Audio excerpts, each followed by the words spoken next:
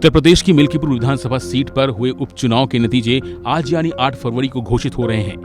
वोटों की गिनती सुबह 8 बजे से शुरू हो गई। उपचुनाव में सत्ताधारी दल बीजेपी के चंद्रभानु पासवान और विपक्षी दल सपा के अजीत प्रसाद के बीच सीधी टक्कर की उम्मीद है। पिछले साल लोकसभा चुनाव में फैजाबाद लोकसभा सीट जीतने के बाद सपा सांसद अवधेश प्रसाद ने मिल्कीपुर सीट से इस्तीफा दे दिया था, जिसके बाद उपचुनाव की जरूरत पड़ी। मालूम हो कि उपचुनाव के लिए हुए मतदान में जनता ने साल 2022 के विधानसभा चुनाव का रिकॉर्ड तोड़ते हुए करीब 65% वोटिंग की है। इस सीट पर क्षेत्रीय समीकरणों, जातीय गणित और राजनीतिक दलों की रणनीति ने चुनाव को और दिलचस्प बना दिया है।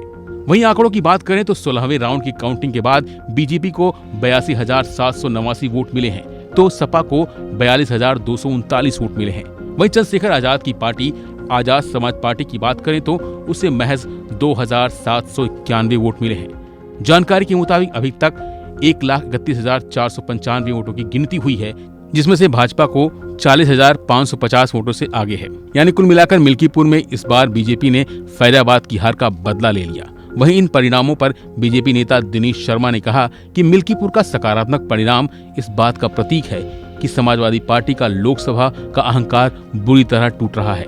उस समय अफवाहों के कारण कई इलाके प्रभावित हुए थे, लेकिन इस बार मिल्कीपुर ने वास्तविकता में भाजपा के काम को स्वीकार किया है और अब समाजवादी पार्टी को अपनी हार स्वीकार कर लेनी चाहिए। देखिए, प्रभु राम की कृपा है कि उन्होंने जो कृपा बरसाई है, हमारे कार्यकर्ताओं की मेहनत, योगी जी का कुशल शासन और माननीय मोदी जी का मार्गदर्शन, ये मिल्कीपुर का जो सकारात्मक रिजल्ट है वो इस बात का प्रतीक है कि समाजवादी पार्टी का जो अहंकार लोकसभा का था वो बुरी तरीके से टूट रहा है और वो एक चांस रहा होगा जिसमें अफवाहों के कारण तमाम क्षेत्र प्रभावित हुए थे।